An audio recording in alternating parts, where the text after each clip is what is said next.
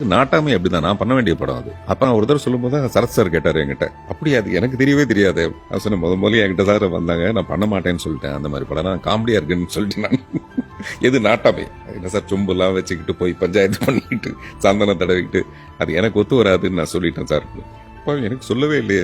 அதாவது அசிஃப் அவருக்கு தான் முதல்ல இந்த கதை வந்ததாகவும் இப்ப நினைச்சிட்டு இருந்தாரு அவரு. அது எதுக்கு நம்ம இந்த மாதிரி ஏதோ ஒண்ணு சொல்லி அப்படி எதுக்கு சொல்றேன், நம்ம தன்னந்தனியா ஒரு ஆளா விட்டுறோம். நானும் சினிமாவும் மட்டுமே தனி கொடுத்துறோம், எந்த உதவியும் கிடையாது. என் வாழ்க்கை ரொம்ப வருத்தமா சொல்லணும்னா, என் வாழ்க்கையோட வெற்றிக்கு பின்னாடி யாரும் ஒரு பெரிய பங்களிப்பு இல்லை. நான் ஒவ்வொரு படம் எடுக்கும் போதும் அடுத்த படத்துலயா நம்ம வீடு வாங்கிடலாம் அப்படின்னு சொல்லிட்டு நான் இன்னும் இந்த வேற ஒருத்தனோட வீடு இது, இதை நான் வித்து படம் எடுக்கலையே தவிர விற்க ஒத்து மாட்டார் பிரேம்குமார், ஒத்துக்க மாட்டாரு. இல்லாட்டி நான் இதையும் with You don't own a house. Yeah, till now. Okay. இப்பவும் அப்படிதான்.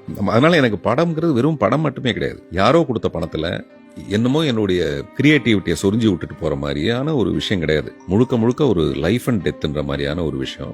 35 years ஆயிடுச்சு நீங்க இண்டஸ்ட்ரி வந்துட்டு, நீங்க இப்பயும் இதே லைன் சொல்றது எப்படி இருக்கு சார்? ரொம்ப வருத்தமா இருக்கு, ரொம்ப வேதனையா இருக்கு.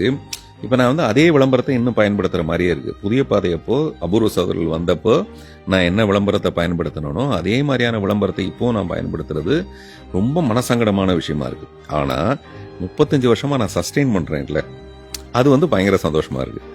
இங்க நிக்கிறது பெரிய கஷ்டம் தான், உண்மையிலேயே பெரிய கஷ்டம். கமல் சார் மாதிரி ரஜினி சார் மாதிரி லெஜெண்ட்ஸ்னு ஒண்ணு இருக்கு, அது ஒரு விஷயம். இப்ப நம்ம வாழ்க்கை என்னன்னா, எங்க அப்பா என்னுடைய டீனேஜ்ல எனக்கும் என் தம்பிக்கோ அவர் சொல்லிக் கொடுக்காம நிறைய விஷயத்த சொல்லிக் கொடுத்தாரு. அதுல ஒண்ணு எங்க வீட்டோட வறுமை சூழ்நிலை. அவர் என்ன பண்ணுவார்னா, 1ஆம் தேதி சம்பாதிக்கிறது 5ஆம் தேதி வரைக்கும் தான் அவர் ஒரு கணக்கு வச்சிருப்பாரு. அப்படிதான் செலவு பண்ணுவாரு. 5ஆம் தேதியில இருந்து நாங்க பிச்சைக்காரனாவே இருப்போம். இத்தனைக்கும் அது ஒரு பெரிய குவார்டர்ஸ்ல எல்லார் வீட்லயும் லைட் எரியும் போது எங்க வீடு மட்டும் லைட் எரியாது. நைட்ல கரெக்டா கண்டுபிடிச்சிடலாம் ஏதா எங்க வீடுன்ட்டு, பளிச்சுன்னு தெரியும் எங்க வீடு.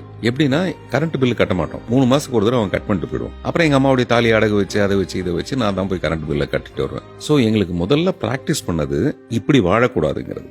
அவரு ஒரு நாளைக்கு 10 packets ஆஃப் சார்மினார் குடிப்பாரு, சிகரெட் குடிப்பாரு, 10 packet 100 சிகரெட் குடிப்பாரு. எனக்கு நான் இது வரைக்கும் தொட்டதே கிடையாது சிகரெட்டை, பிகாஸ் அது ஒரு பெரிய லெசன் அது.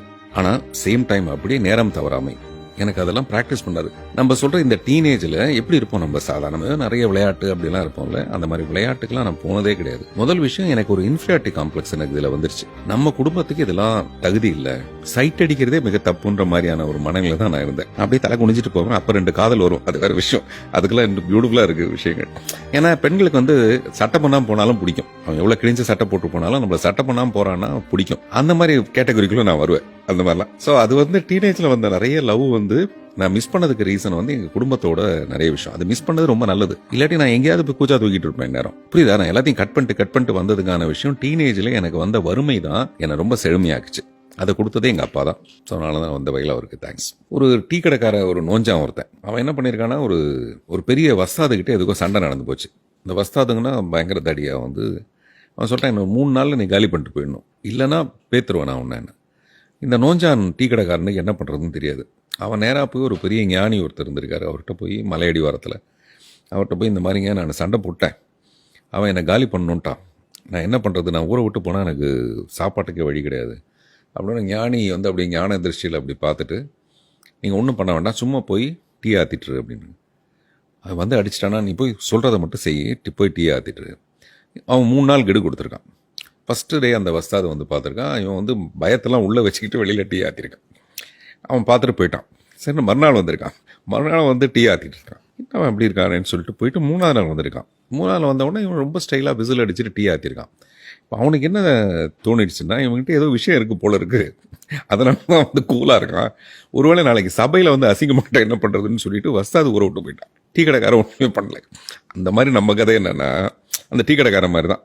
நம்ம ஒரு படத்தை வச்சுக்கிட்டு, இந்த படம் வரும்போது, இந்த படம் வருதுன்னா அப்போ இந்த படம் எவ்வளோ பிரமாதமான படம் அப்படின்னு அவங்களை எதிர்பார்க்க வைக்கிறது எனக்கு மிகப்பெரிய ஏமாற்றம் ஆகிடக்கூடாது, ப்ரொவைடர் அந்த படம் நல்லா இல்லைன்னா. ஸோ அப்படி ஒரு சேலஞ்சோட நம்ம மேலே நம்பிக்கை இருக்கணும். அதை ஒரு பெரிய படத்தோட சேர்ந்து, இன்னும் நமக்கு இந்தியன் 2 பற்றி நமக்கு தெரியாது. இந்தியன் 2 நம்ம இந்தியன் 1 பார்த்துருக்கோம், எவ்வளோ பிரமாதமான படம்.